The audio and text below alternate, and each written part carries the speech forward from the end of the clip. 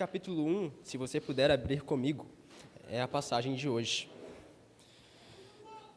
Nas duas primeiras mensagens, nós meditamos em Filipenses, ainda no capítulo 1 de Filipenses, e hoje nós chegamos ao final, então, do capítulo 1 de Filipenses, um livro de 4 capítulos.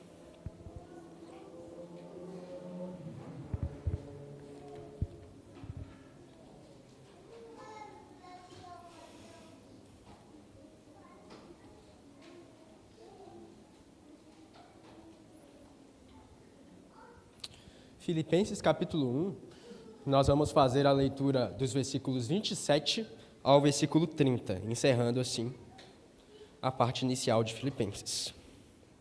Diz assim a palavra de Deus: acima de tudo, vivam de modo digno do Evangelho de Cristo, para que, ou indo até aí para vê-los, ou estando ausente, eu ouça a respeito de vocês que estão firmes em um só Espírito, como uma só alma, lutando juntos pela fé do Evangelho, e que em nada se sentem intimidados pelos adversários, pois o que para eles é prova evidente de perdição, para vocês é sinal de salvação, e isso da parte de Deus.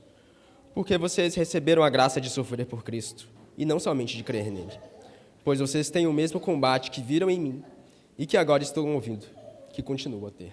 Até aí. Vamos orar? Senhor Deus, obrigado pela sua santa palavra. Te pedimos, nos dá entendimento, fala aos nossos corações e nos ajuda a conhecermos mais e mais de Cristo Jesus, à medida que nela meditamos. Toca as nossas almas, inflama em nós um desejo por Tua glória e nos ajuda a estarmos cada vez mais próximos de Ti, por Tua graça soberana. No nome do Senhor Jesus Cristo. Amém. Irmãos, nas duas primeiras mensagens, as duas mensagens anteriores, a passagem de Filipenses, nós vimos que o apóstolo Paulo almejava muito estar entre os filipenses novamente. Isso porque o apóstolo Paulo havia sido o fundador daquela igreja há 10 anos atrás, 10 anos antes dele escrever essa carta aos filipenses. E assim, ele almejava muito estar entre os filipenses novamente. Mas vimos que esse apóstolo Paulo estava na prisão. E, portanto, o apóstolo Paulo, nas duas passagens iniciais que nós vimos, enfoca, basicamente, em consolar os filipenses, nessas duas passagens iniciais. Nós vemos lá, nos dois sermões anteriores, que o primeiro objetivo de Paulo, quando ele envia essa carta aos filipenses, o objetivo inicial das primeiras perícopes é mostrar aos filipenses que ele estava firme na fé, mesmo nesses momentos de tribulação. E isso ficou bastante claro no último sermão, quando nós lemos, por exemplo, o versículo 12, que diz: quero ainda, irmãos, que saibam que as coisas que me aconteceram têm até contribuído para o progresso do Evangelho. Ou seja, Paulo estava preso, mas ainda assim consolava os filipenses, dizendo: Filipenses, eu sei, vocês estão sofrendo preocupados porque sabem que eu estou preso, mas saibam que tudo isto está cooperando para o progresso do Evangelho e que Deus continua com o mundo em suas mãos. E ele ainda diz no versículo 19 que está certo de que pela súplica de vocês e com a ajuda do Espírito de Jesus Cristo, isso resultará em minha libertação. Ou seja, além de consolar os filipenses, dizendo que tudo está ok, que o Evangelho está progredindo mesmo assim, Paulo também diz que em breve ele estará com eles novamente. Paulo tem uma firme convicção de que, de alguma maneira, que ele ainda não sabe, pela súplica dos filipenses e pela ajuda de Deus, o Espírito de Jesus Cristo, ele estará entre os filipenses novamente. Isso não é uma palavra de consolo qualquer. Para algumas pessoas, como por exemplo, quando Paulo esteve entre os líderes de Éfeso, registrado em Atos, ele disse que nunca mais vai ver aqueles líderes. Mas não é isso que ele disse para os filipenses. Ele disse para os filipenses que logo ele estará liberto e que logo então ele estará com eles novamente, pregando a palavra de Deus, consolando-os dessa vez de modo presencial. Então, o objetivo inicial de Filipenses é consolar. Paulo não vai além disso.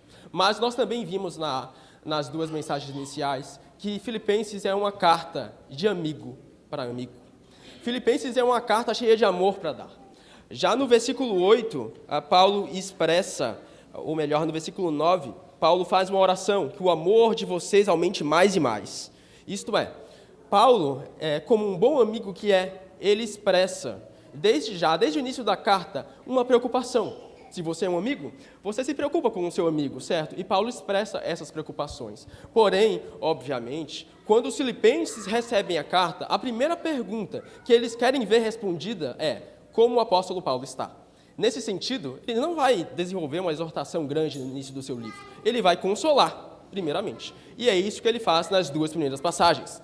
Mas agora, porém, feita a apresentação inicial, feita a introdução da carta, dado o consolo inicial, o apóstolo Paulo finalmente passa a desenvolver a exortação central do livro de Filipenses. Nós chegamos hoje no miolo do livro de Filipenses. Esse é o texto central, que vai do versículo 27 do capítulo 1 até o versículo 18 do capítulo 2. Ou seja, na mensagem de hoje e nas próximas 3 mensagens, nós veremos a exortação central, o âmago da epístola aos Filipenses. O que Paulo, de fato, está preocupado em exortá-los para que eles possam crescer na fé.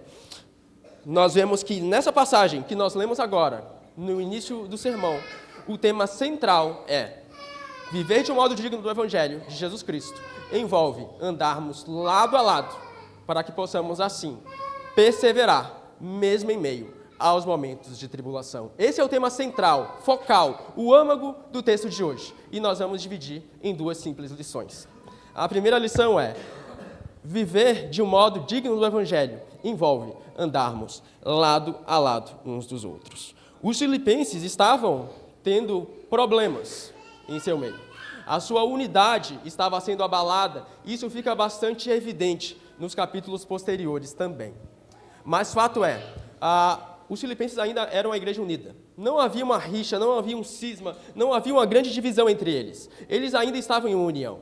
Porém, haviam fagulhas. Não havia um grande incêndio, haviam fagulhas. Uma fagulha ali e outra fagulha acolá, que podem vir a desencadear um grande incêndio e causar, assim, um cisma na igreja. E por isso Paulo escreve a carta aos Filipenses, para que essas fagulhas, desde já, sejam apagadas, sejam extintas, e os filipenses, então, não venham a ser incendiados em um grande cisma, em uma grande divisão. É por isso que Paulo expressa, por exemplo, no capítulo 2, no versículo 2, uma preocupação quanto ao modo de pensar dos filipenses. Nós veremos isso melhor no próximo sermão, mas ele diz assim: então completem a minha alegria, tendo o mesmo modo de pensar, tendo o mesmo amor e sendo unidos de alma e mente. Nós também vemos no capítulo 4, versículo 2, o seguinte: peço a Evódia e peço a Sintique que no Senhor tenham o mesmo modo de pensar. Ou seja, os filipenses ainda estavam unidos, mas estavam surgindo diferentes modos de pensar entre eles. Isso causava um pouco de preocupação ao apóstolo Paulo, para que viesse, talvez, a causar, no futuro, um grande cisma na igreja. E por isso ele escreve, exortando-os, desde já, a andarem em unidade. E nesse momento, irmãos, nesse momento nós podemos nos perguntar: o que é de fato uma igreja unida? O que faz de fato uma igreja andar em unidade? Qual é o ingrediente fundamental que não pode faltar na sopa de uma igreja em união? O que faz a base de uma igreja unida?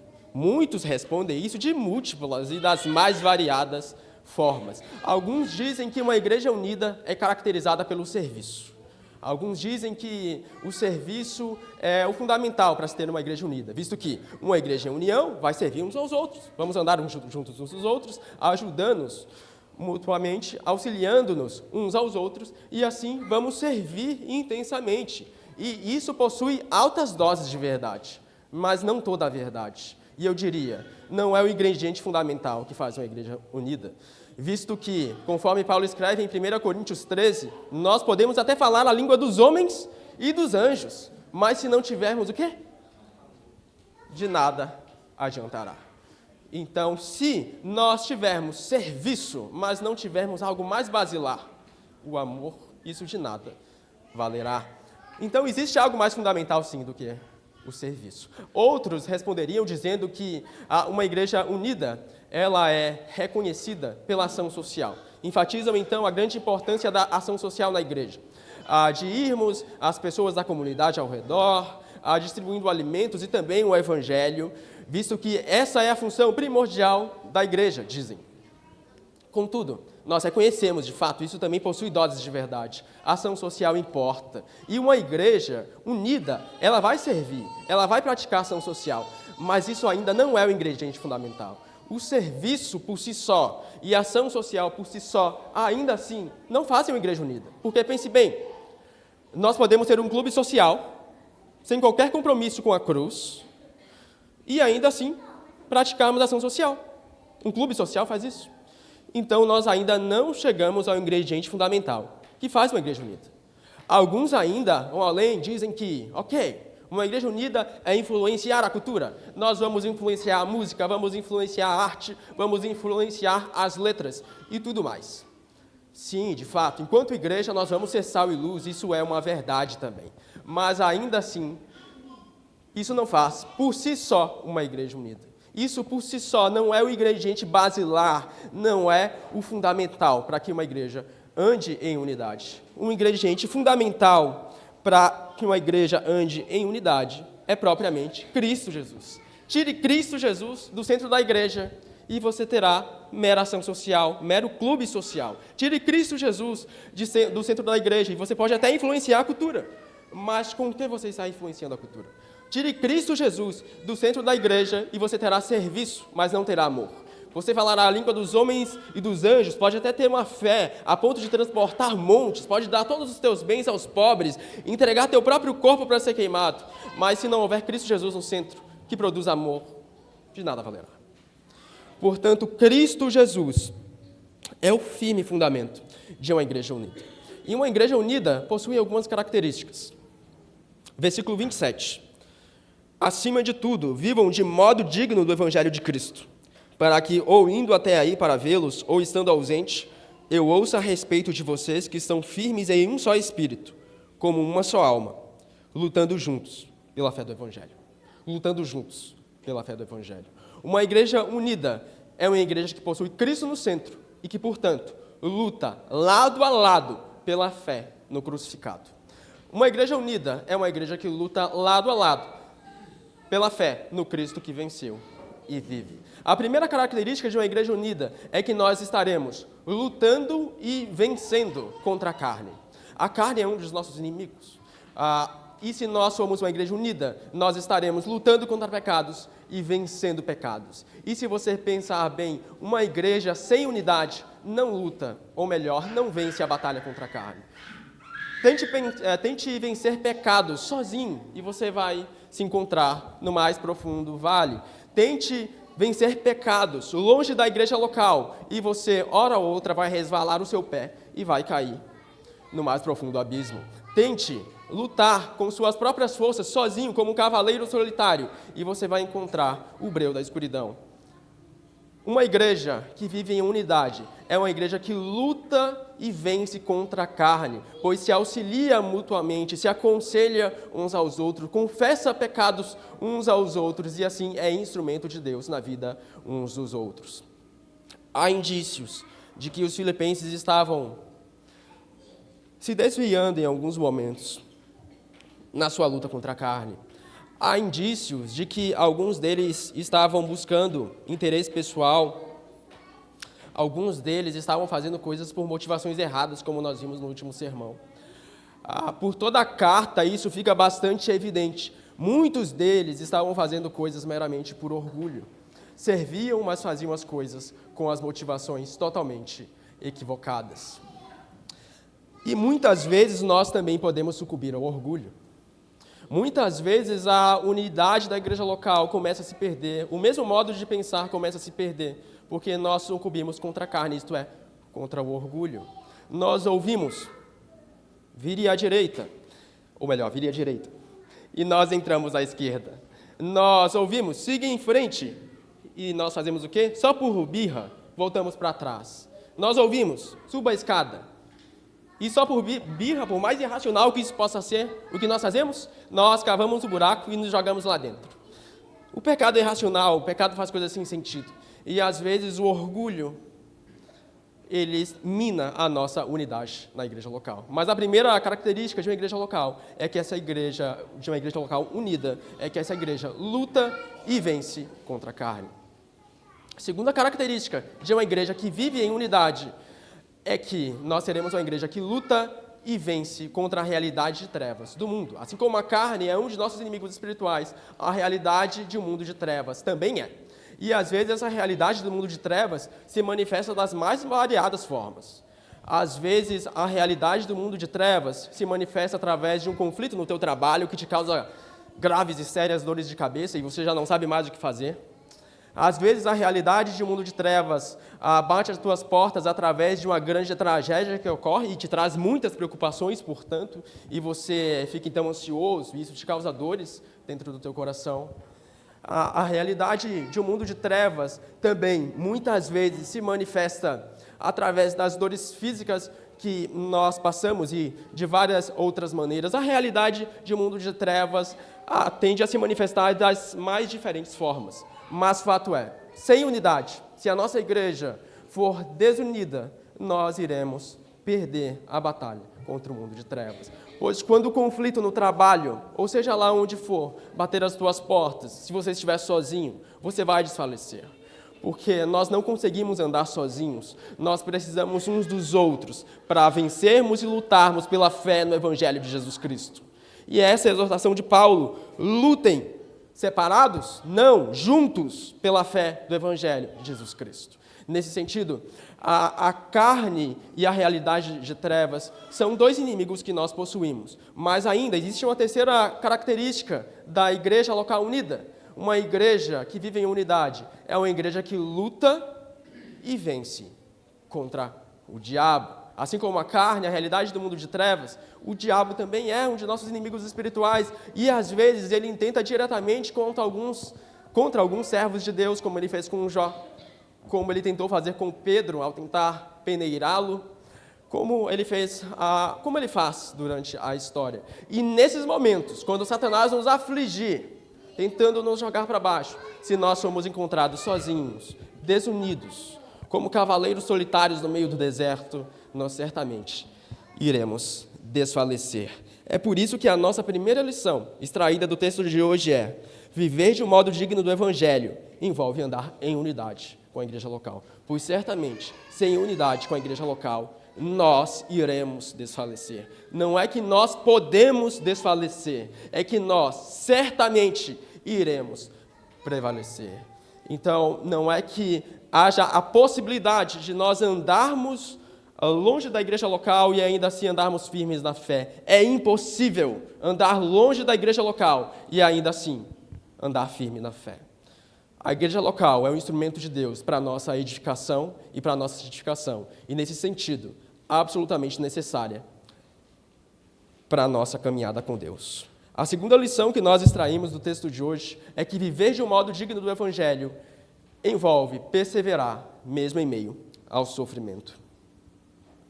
Irmãos, os filipenses estavam sofrendo, e estavam sofrendo bastante. Inclusive, o tema fundamental da carta é a alegria, mesmo em meio ao sofrimento, a alegria de pertencer a Cristo. Os filipenses sofriam internamente, como nós vimos agora na primeira lição, porque eles tinham diferentes modos de pensar, fagulhas que estavam surgindo e podiam causar incêndios, mas também haviam sofrimentos externos. Haviam falsos profetas entre eles que estavam causando certa bagunça entre a igreja dos filipenses. Nós vamos ver melhor isso nos próximos sermões, principalmente quando chegarmos no capítulo 3, que qualifica esses falsos profetas como cães, no versículo 2, cuidado com os cães, cuidado com os maus obreiros. E no versículo 18 do capítulo 3, Paulo ainda diz o seguinte: pois muitos andam entre nós, dos quais repetidas vezes eu lhes dizia, e agora digo até chorando, que são inimigos da cruz de Cristo. Então, havia sofrimento interno dentro da igreja. Haviam também falsos profetas de fora que estavam afligindo a igreja entre os filipenses. Como se já não bastasse isso tudo, havia também o sofrimento externo decorrente do império. Os filipenses, como nós já dissemos aqui, moravam numa cidade em evidência, a cidade de Filipos. Filipos era uma cidade, a principal cidade da Macedônia, e era muito influenciada pelos romanos ali. O culto ao imperador era muito forte, e os irmãos que se recusavam a se prostrar perante o imperador, a adorá-lo como um deus, eles sofriam sanções das mais diversas, dentre as quais a econômica. E é por isso, inclusive, que os cristãos filipenses, eles são pobres em sua grande maioria. Eles sofrem necessidade. E Paulo vai escrever em 2 Coríntios que, mesmo em meio a tantas necessidades assim, eles transbordaram em toda a generosidade. Então, havia muitas dores entre os filipenses. Como se já não bastasse isso tudo, haviam ainda as preocupações. Os filipenses estavam preocupados nesse momento com o apóstolo Paulo, que tinha sido o seu líder fundador, o seu líder plantador, aquele líder que tinha plantado a igreja entre os filipenses. Então, quando os filipenses ficam sabendo que ele está preso agora em Roma, os filipenses de fato ficam muito preocupados, existe um aperto no coração deles, aquilo lhes dói muito, saber que o seu líder fundador, que tanto lhes tinha edificado, que tinha fundado a igreja deles, agora estava preso, estava sofrendo, estava nessa cidade, e alguns até pensavam que estivesse morto. E também havia entre os filipenses a preocupação com Epafrodito. Epafrodito foi enviado da parte dos filipenses para o apóstolo Paulo com uma oferta generosa. E os filipenses estavam agora pensando que Epafrodito tivesse morrido no meio do caminho, porque eles sabem e descobrem que Epafrodito ele fica doente e chega à beira da morte. Nós vamos ver isso melhor conforme nós também transcorremos pela exposição do livro. Tudo isso para dizer que os filipenses sofriam muito.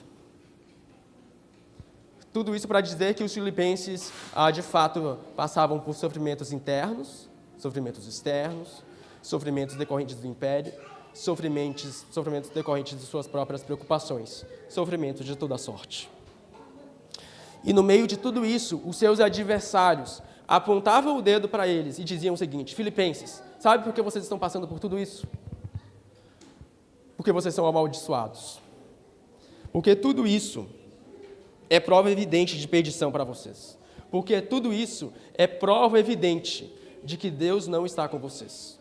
Os adversários utilizavam o sofrimento dos filipenses para dizer a eles de que tudo isso era uma prova de que eles estavam fazendo tudo errado. Lê comigo no versículo 28.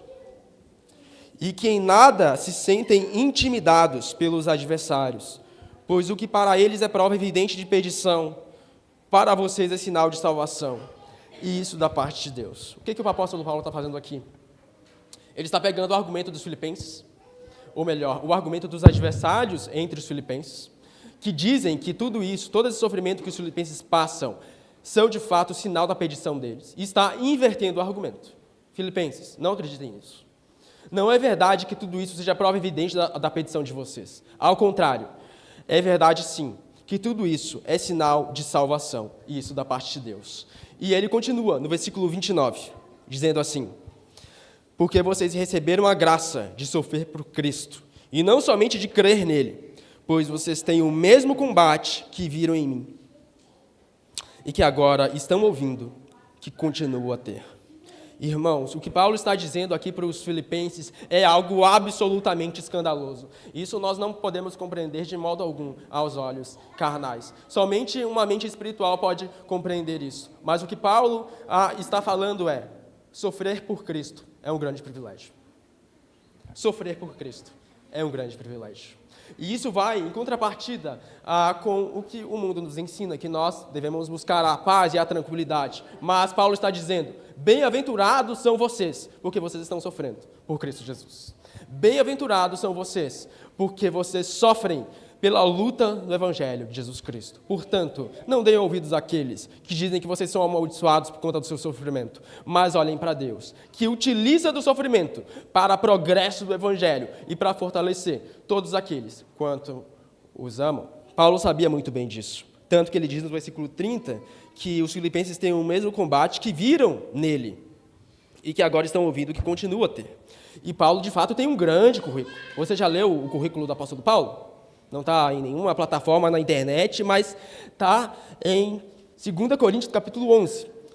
Não precisa abrir, mas em 2 Coríntios, capítulo 11, nós temos um grande currículo do apóstolo Paulo. Preste bem atenção nesse currículo bastante irônico. Ele diz assim: 5 vezes recebi dos judeus 40 açoites, menos um. Esse é o primeiro item do currículo dele. E ele prossegue: 3 vezes fui açoitado com varas.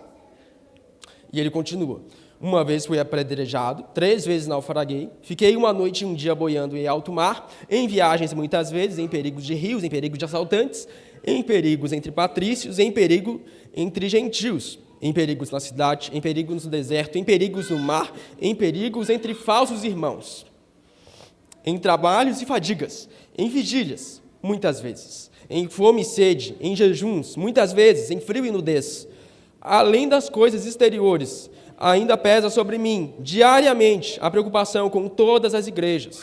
Quem enfraquece, que eu também não seja enfraquecido. Quem se escandaliza, que eu não fique indignado. Esse é o currículo do apóstolo Paulo, por mais irônico que isso possa ser. Esse é o currículo do homem que dedica a sua vida a pregar a luta, para pregar o evangelho e a viver na luta pelo evangelho de Deus. Esse é o currículo do homem que realiza 3 grandes viagens missionárias e ainda no fim da sua vida vai literalmente aos confins da terra, pregando as boas novas. Esse é o currículo do homem de Deus que escreve a vasta maioria dos livros do Novo Testamento. Não foi assim somente com o apóstolo Paulo. Foi assim, na verdade, com todos os apóstolos. Pedro, ou melhor, Tiago, o apóstolo, foi decapitado, como nós vemos no livro de Atos. Estevão, o diácono, também foi morto, apedrejado. E durante toda a igreja primitiva, das tradições que foram criadas, nós vemos que muito possivelmente todos os apóstolos morreram de alguma forma martirizados. E também, conforme a época pós-apostólica vinha a surgir, vemos que o martírio, o sofrimento por Cristo Jesus, continua sendo a característica da Igreja de Deus. De modo que o principal historiador da Igreja primitiva, chamado Eusébio de Cesareia, ele escreve que o sangue dos mártires é a semente da Igreja. O sangue dos mártires é a semente da Igreja. Porque quando um mártir cristão é decapitado, ele diz, é como se 2 novas cabeças surgissem no lugar. Então você decapita essas 2 novas cabeças e surgem 4 dessa vez. E o crescimento exponencial da igreja não pode ser contido. O sofrimento sempre foi instrumento de Deus para o avanço do seu reino. Porque um trabalho pioneiro envolve sofrimentos singulares. Os filipenses estavam tendo ali em seu meio um trabalho pioneiro. O evangelho estava chegando entre eles pela primeira vez há pouco tempo. E, nesse sentido, se tratava de um trabalho pioneiro, porque o evangelho não tinha chegado lá ainda. E por mais que agora já se passassem 10 anos que Paulo tenha tido lá pela primeira vez, o evangelho ainda engateava entre os filipenses, ainda era tudo muito dolorido, ainda era tudo muito difícil entre os filipenses. E um trabalho pioneiro envolve sofrimentos singulares. O trabalho em Filipos era um trabalho pioneiro. O trabalho em Rio Grande também é. Não que nós sejamos ou tenhamos ameaças de sermos martirizados ou sofrermos de modo igual aos filipenses. Existem sofrimentos singulares em trabalhos pioneiros singulares. Nesse momento, nesse sentido, pelo avanço do reino de Deus na cidade de Rio Grande, nós também tendemos a passar por sofrimentos singulares. Nós tendemos a sofrer experiências que trazem dor à igreja local, trazem sofrimento singular à igreja local, porque justamente é um trabalho pioneiro. E se você pensar, o trabalho em Rio Grande é sim um trabalho pioneiro, por mais que hajam muitas igrejas aqui. Conte nos dedos a quantidade de igrejas que genuinamente prega as boas novas de Deus. Conte nos dedos as igrejas que realmente estão compromissadas com o Evangelho de Deus. Nesse sentido, por mais que hajam muitas igrejas em nossa cidade, o Evangelho ainda engatinha. As pessoas mencionam Cristo, falam de Deus, mas ainda assim não o adoram verdadeiramente. Temos miríades de culto sendo prestados em nossa cidade todo domingo. Mas quantos desses cultos são prestados verdadeiramente ao Deus Altíssimo? O trabalho em Rio Grande é sim um trabalho pioneiro. É por isso que nós passamos por sofrimentos singulares. Você nunca viu uma igreja enviar seu pastor, seu único pastor, por 1 ano para os Estados Unidos, certo? Eu acho que talvez não. É um sofrimento singular. Um trabalho pioneiro envolve sofrimentos singulares. Nesse sentido, nós somos chamados, em meio a esses sofrimentos singulares, perseverarmos mesmo assim. Certamente esse momento para a igreja é um momento muito difícil, é um momento muito complicado, é um momento difícil para todos nós.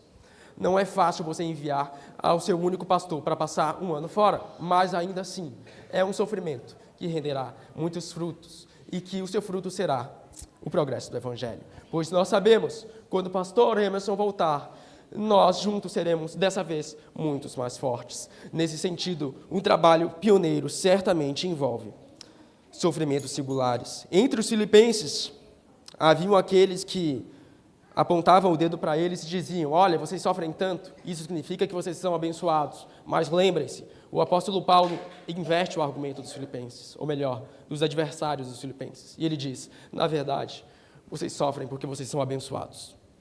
Nesse sentido, o sofrimento que nós passamos hoje em enviarmos um pastor para os Estados Unidos para ser treinado a ser um pastor ainda mais fiel durante todo esse ano, na verdade não é uma maldição, pelo contrário, é uma grande bênção.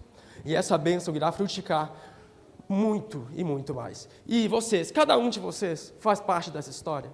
Cada um de vocês, absolutamente, faz parte do avanço e do progresso do Evangelho na cidade de Rio Grande. A igreja local é um grande corpo, como bem ilustrado pela Patrícia. A igreja local possui muitas peças. E se nós tirarmos uma peça, nós sofreremos e sofreremos muito. É por isso que, em momento de sofrimento, nós precisamos mais do que nunca andarmos em unidade. Porque somente em unidade nós, de fato, iremos perseverar. Fato é, a obra de Cristo foi o trabalho mais pioneiro de toda a história. Pense em um trabalho pioneiro, e nenhum deles se comparará à própria obra de Jesus. Quem poderia pensar que o Salvador do mundo, o Criador dos céus e da terra, iria nascer numa manjedoura e ser embalado por uma pecadora? Quem poderia imaginar que o autor e o consumador de todas as coisas, ele fosse pregado numa cruz, cuspido, desprezado, que fosse levar uma coroa, não de ouro, mas de espinhos? Quem poderia pensar que o Cristo, o Rei de todo o universo, que tem o mundo em suas mãos, que criou eu e você, as galáxias e as estrelas, o universo e os superaglomerados de galáxias, quem poderia pensar que o Cristo, que fez todas essas coisas, morreria e ressuscitaria dentre os mortos, para que eu e você pudéssemos ser alcançados no mais profundo breu e trazidos, então, para a sua luz? A obra de Jesus Cristo é o maior trabalho pioneiro de toda a história. A obra de Jesus é o trabalho mais singular de toda a história. E, nesse sentido, envolveu o sofrimento mais singular de toda a história. E Jesus hoje nos chama a sermos seus discípulos, a tomarmos nossa cruz, a vivermos realmente imitando. E nós somos melhores imitadores de Jesus Cristo quando nós sofremos. Não há momento algum na vida onde nós possamos refletir melhor a Cristo Jesus do que nos momentos de sofrimento e de fraqueza. Nos momentos de dores, onde a nossa limitação fica explicitamente evidente. Porque é justamente nesses momentos que claramente se vê que o poder provém todo de Deus e nada de nós. É absolutamente nesses momentos singulares, de dores e de sofrimentos singulares, que se vê nitidamente que é tudo sobre a cruz, que é tudo sobre Jesus, e nada a respeito de nós. É justamente nos momentos de dores e de sofrimento que nós vemos que somos fracos, vis, incapazes de qualquer coisa, pela nossa própria força, mas absolutamente dependentes da graça soberana de Deus. É nesses momentos onde a força de Cristo se mostra ainda mais forte, precisamente nas nossas fraquezas. Portanto, como nós reagimos, irmãos, nos momentos de sofrimento? Como nós reagimos quando o sofrimento bate às nossas portas? Nós desanimamos, nós perdemos as nossas forças, nós desfalecemos, nós acreditamos que tudo acabou e pronto, esse é o fim da história e acaba aqui? Ou nós confiamos de que o Deus que começou a boa obra em nós, Ele é fiel para começá-la até o dia de Jesus Cristo? Nós confiamos em nossas próprias forças ou nós descansamos na força da graça soberana de Deus? Nós tentamos realizar as coisas com o nosso próprio braço ou nós descansamos que Deus é fiel para nos conduzir até o fim? Como nós reagimos em meio ao sofrimento? Nós buscamos a ajuda dos irmãos ou nós andamos longe da igreja local? Nós buscamos estarmos mais próximos uns dos outros ou nós nos aproximamos mais uns dos outros, reconhecendo de que não existe força em nós. E, portanto, nós precisamos buscar a Deus. E um grande instrumento de Deus para nos fortalecer, é utilizando-se das mãos uns dos outros na igreja de Deus. Como nós reagimos nesses momentos de dor e de sofrimento singular. Que possamos andar juntos de um modo digno do Evangelho, não nos esquecendo em nenhum momento que viver de um modo digno do Evangelho envolve unidade com a igreja local e envolve perseverança, mesmo em meio ao sofrimento. E que assim juntos, lutando, juntos, lado a lado pela fé do Evangelho, possamos perseverar como a comunidade de servos, proclamando o Evangelho do Rei. Amém? Eu te convido a orar, a se colocar de pé e a orarmos juntos.